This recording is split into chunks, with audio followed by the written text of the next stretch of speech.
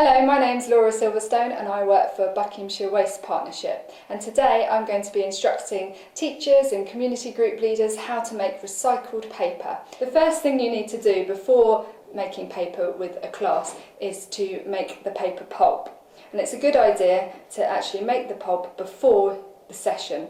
You can always show them how you made the pulp at the beginning of the session. First of all, you need to get a lot of shredded paper and to soak this shredded paper in water. And this starts to swell and split up the fibres. You'll then need to liquidise or mash the paper with a blender until it becomes a thick soup consistency. To do paper making with your class, you'll need a few basic pieces of equipment. You'll need a tray with some water in it, some towels, some J-cloths, some sponges and a mesh frame like this one. And then you'll need your paper pulp that you would have prepared earlier. You'll need about 1 handful of paper pulp for a couple of pieces of paper. So if you're doing this with a class full of children, the best idea is to split the class into 5 groups, and then there are 5 stages to making the paper. So you can give each child in the group one of those jobs. The first step is to stir the paper pulp. So the teacher should put a couple of handfuls in the water, and then the first child will stir the paper. The next stage is for the dipper. So the dipper takes the mesh frame with the flat side facing upwards and dips it into the water. There they should move the frame backwards and forwards about 5 times until the frame is completely covered in paper pulp.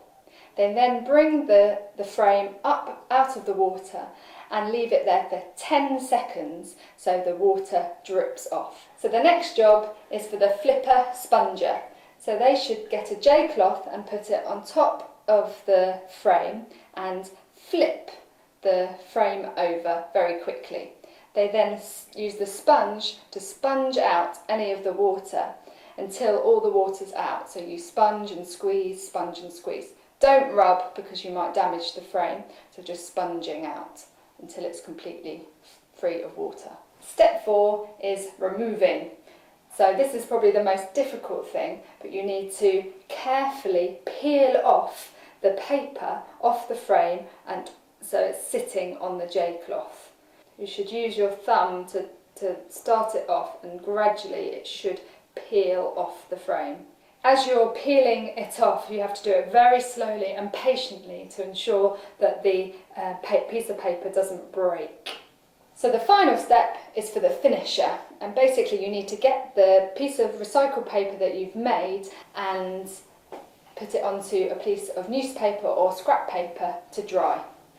You'll need to leave the paper to dry on the newspaper for a couple of days, and once it's dry it will peel off the paper naturally. You can make recycled paper a bit more exciting by adding paint or sequins or flowers, all kinds of things, and it's up to you what you do with your paper afterwards. To get ideas on extensions to this fun lesson, you can look on our website www.recycleforbuckinghamshire.co.uk.